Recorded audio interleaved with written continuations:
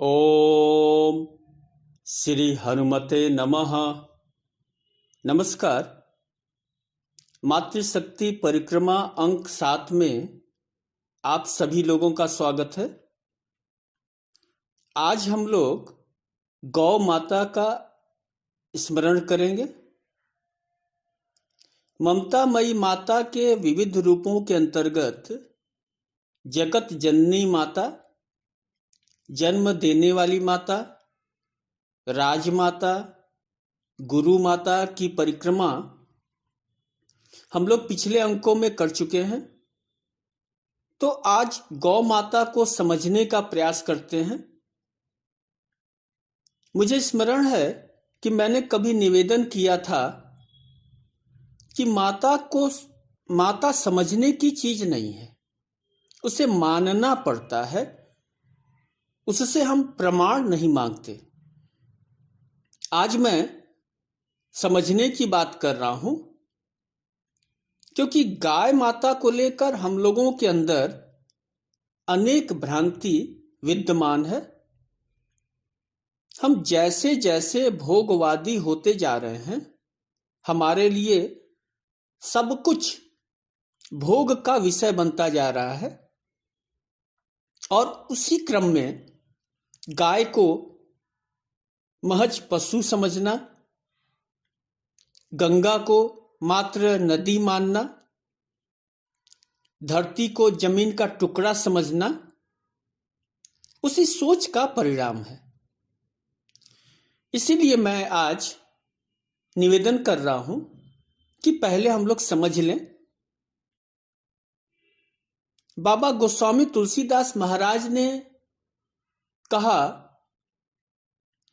जाने बिनु न होई परतीति, बिनु परतीति होई नहीं प्रीति।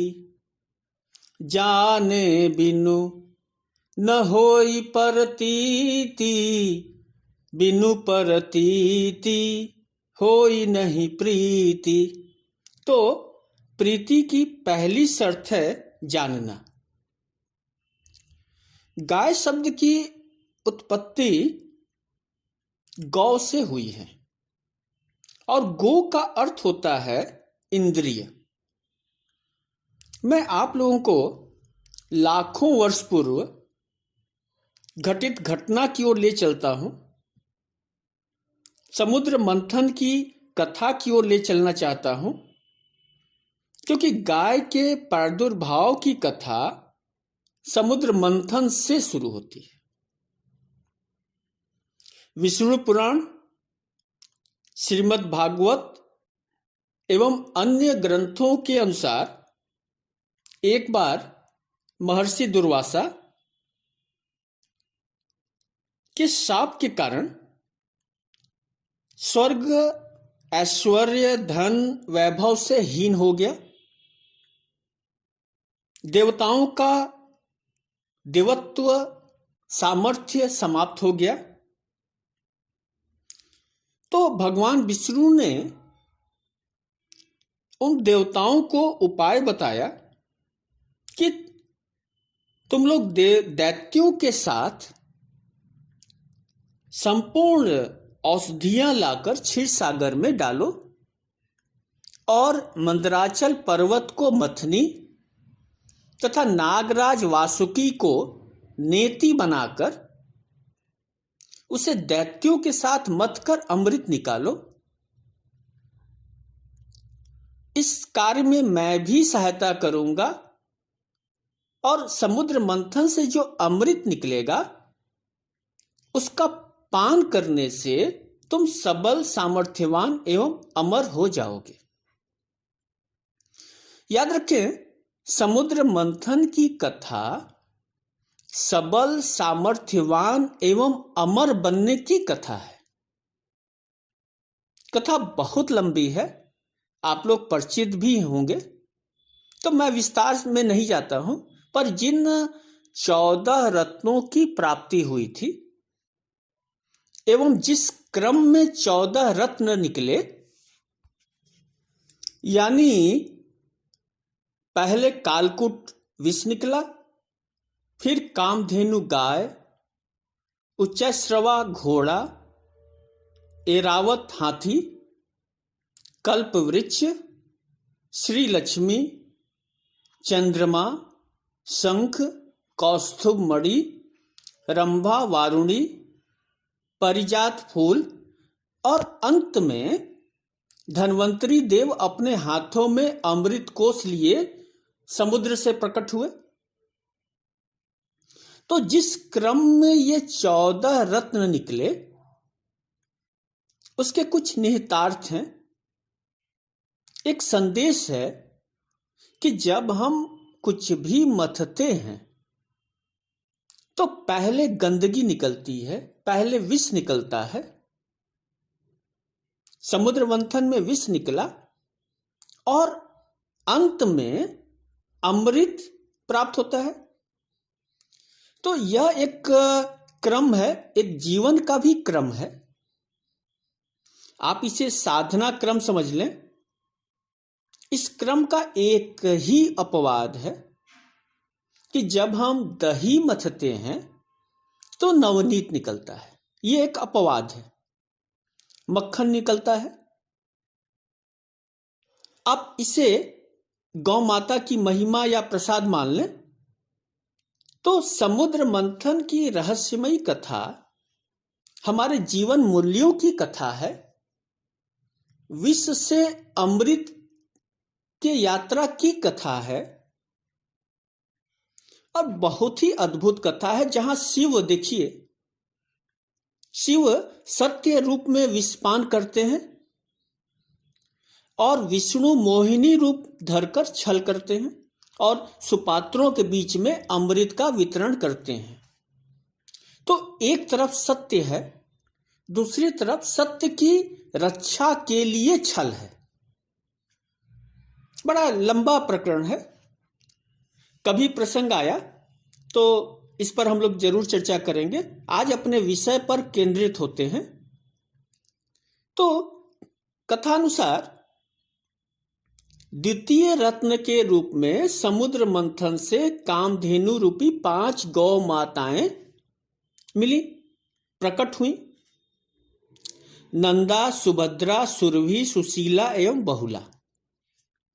और यज्ञ की रक्षा के लिए इन 5 गौ माताओं की सेवा का भार 5 ऋषियों को दिया गया। जमदग्नि, परशुराम जी के पिताजी, तो जमदग्नि, भारद्वाज ऋषि, वशिष्ठ ऋषि, असित ऋषि एवं गौतम महर्षि को दिया गया। आप ध्यान दीजिए, गो का अर्थ इंद्रिय होता है, 5 इंद्रियाएं होती हैं और समुद्र मंथन से माता के रूप में 5 इंद्रिय स्वरूप गौ माताएं प्राप्त हुई। तो एक गहरा संबंध है हमारी चेतना का। 5 इंद्रियों से हम चेतन हैं और मां उसी चेतन रूप की रक्षा करती है।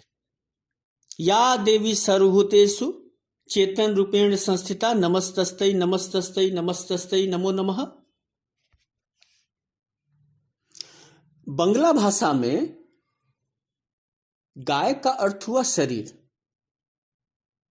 काया। गाय को वहां गोरु भी कहते हैं। अब इन दोनों का संबंध यहां सुस्पष्ट है। और देखिए, गौरांग प्रभु की भूमि से लेकर ब्रज भूमि तक गोपालक के रूप में कृष्ण महाराज मौजूद हैं। उनका नाम ही पड़ गया गोपाल। अब गोपाल के 2 अर्थ हुए। आप कोई भी अर्थ लगा लीजिए, दोनों अर्थ सही है और दोनों अर्थ मूलतः एक ही है। गोपालक यानी गायों को चराने वाला और गोपाल यानी इंद्रियों को चलायमान रखने वाला। तो गौ माता का बड़ा महत्व है। आइए 2 पंक्तियों से ठाकुर जी को याद कर लें। गोविंद बोलो, हरि गोपाल बोलो, राधा रमण हरि गोविंद बोलो, गोविंद बोलो हरि गोपाल बोलो, राधा रमण हरि गोविंद बोलो। हमारे सभी पवित्र ग्रंथ गाय की महिमा गाते हैं। पुराण कहता है, गो सर्व देवमयी, गो सर्व तीर्थमयी। इसे ही स्कंद पुराण में उल्लेख मिला कि गो सर्व वेदमयी। तो अर्थात गाय देवत्व पूर्ण है। गो सर्व देवमयी, और इसी शब्द से लोग बोलते हैं कि गायों में देवताओं का निवास होता है। 32 कोटि देवता हमारे गाय में निवास करते हैं। ये एक अपना एक नजरिया हो सकता है। जो स्कंद पुराण में शब्द आया है कि गो सर्व देवमयी, गाय ही देव है या देवत्व तत्व है। गो सर्व तीर्थमयी, यानी गाय तीर्थमयी है। तीर्थों का फल मिल जाता है गाय की सेवा से। और तो हमारे घरों में तीर्थ रूप में गाय माता विराजमान है और अमृतत्व के साथ हैं। आप सभी स्वीकारेंगे कि गाय माता से हमें पंचगव्य प्राप्त होते हैं। 3 गव्य हैं, दूध, मूत्र और गोमय या गोबर, तथा 2 उपगव्य यानी कि घृत, घी एवं छाछ। ये 5 गव्य 5 महाभूत को चरितार्थ करते हैं। अग्नि तत्व घी में है, वायु तत्व मूत्र में, आकाश तत्व छाछ में, पृथ्वी तत्व गोबर में, तथा जल तत्व दूध से प्राप्त होता है। मानव शरीर 5 महाभूत से बना है और यही 5 तत्व गौ माता के पंचगव्य से प्राप्त होता है, उसमें भी मिलता है। तो ऋग्वेद जब उद्घोष करता है तो हम कैसे न भरोसा करें।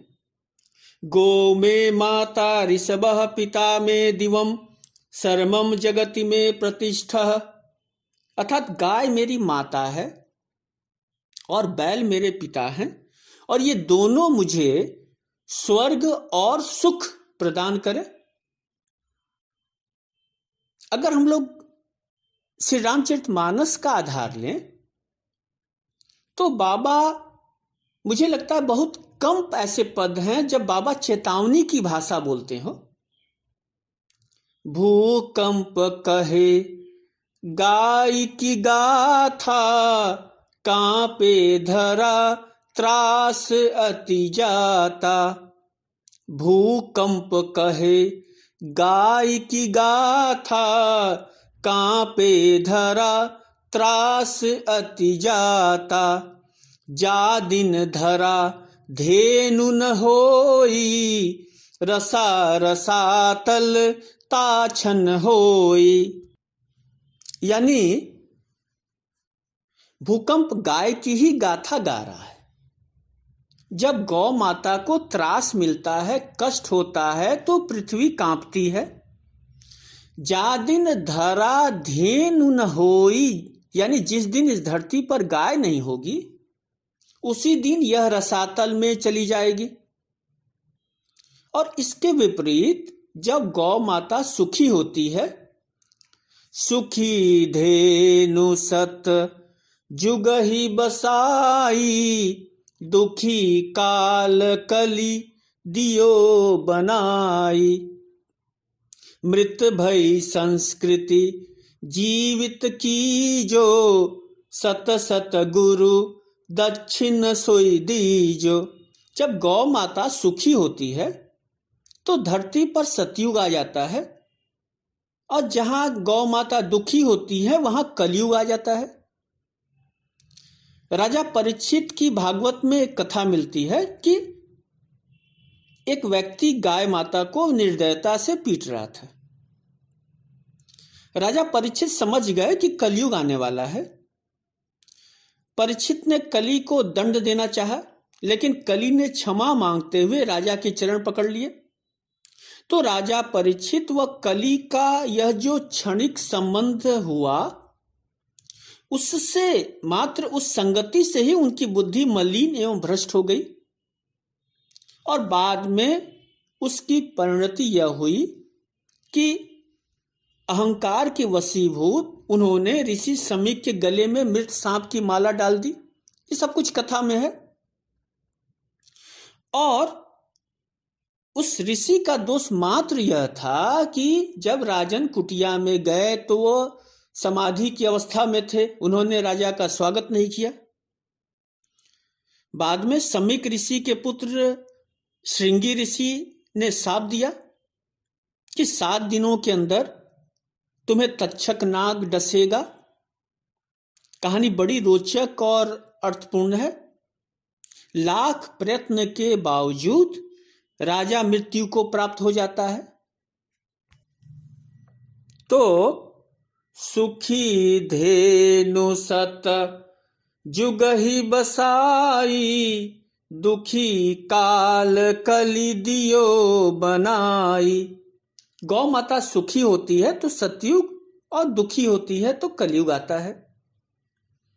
कहने का मतलब कि हमारे शास्त्र, हमारे संत, हमारे गुरु गाय माता की महिमा निरंतर गा रहे हैं।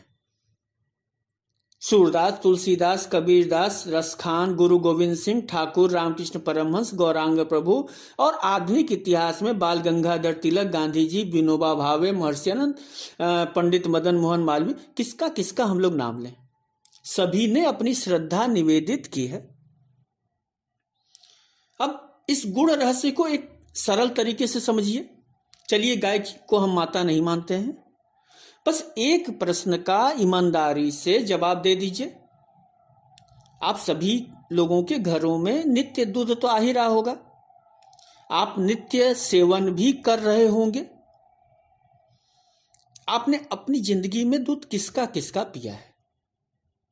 एक, जब आप नवजात शिशु थे तो मां का दूध, और होश संभालने के बाद गाय या फिर भैंस का। तो क्या गाय ने जो दूध दिया था वो आपके लिए था, या गाय ने अपने बछड़े के लिए दूध दिया था?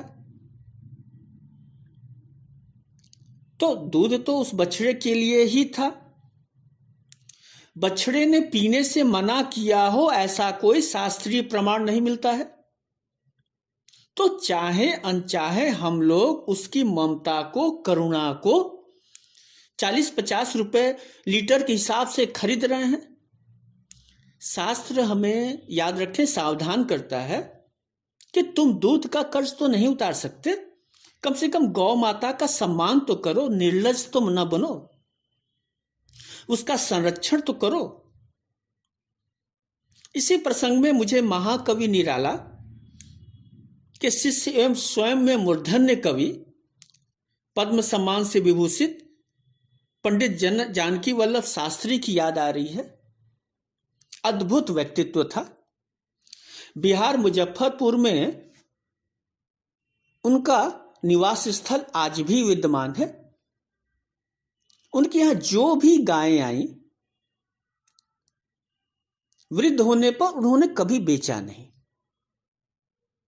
अब तो गुजर गए, शायद 5-7 साल पहले गुजर गए।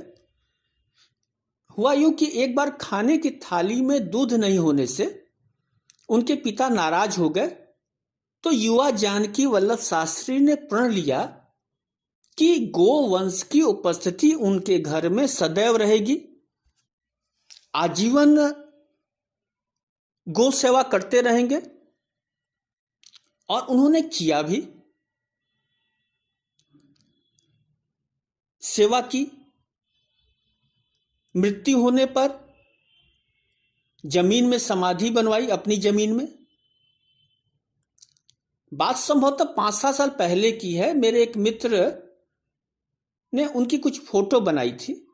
मैं जब भी उस फोटो को देखता हूं तो जानकी वल्लभ शास्त्री का चेहरा दिख जाता है, जो शायद उस समय 97 वर्ष के आसपास रहे होंगे। और मुझे वजिश्रवा एवं उनके पुत्र नचिकेता की कथा याद आ जाती है। पौराणिक कथा है, उपनिषदों में भी कुछ अंश मिलता है कि एक बार वजिश्रवा यज्ञ आयोजित किए। यज्ञ में गुरु दक्षिणा की बेला आई तो वजिश्रवा ने गौएं मंगाई। उनके पुत्र नचिकेता ने देखा कि ये सब वृद्ध हैं और दूध न देने वाली थी। तो नचिकेता ने कहा, पिताजी इनकी सेवा करनी चाहिए, यह तो निरर्थक दान हुआ। और कथा के अनुसार वजिश्रवा नाराज हो गए और उन्होंने अपने पुत्र नचिकेता को यमराज के हाथों में सौंप दिया, उसे ही दान दे दिया। बाद की कथा आप जानते हैं कि कैसे नचिकेता ने यमराज से ब्रह्म ज्ञान प्राप्त किया। तो गाय मात्र स्वरूपिणी है। हमारी यह कमजोरी होती है कि हम दृश्य जगत में ईश्वर को, देवत्व को नहीं देख पाते हैं। अदृश्य जगत के देवताओं के लिए तो स्मरण, कीर्तन, उपवास, भजन सब कुछ करते हैं। तो आज बस इतना ही, मुझे अनुमति दें। अगले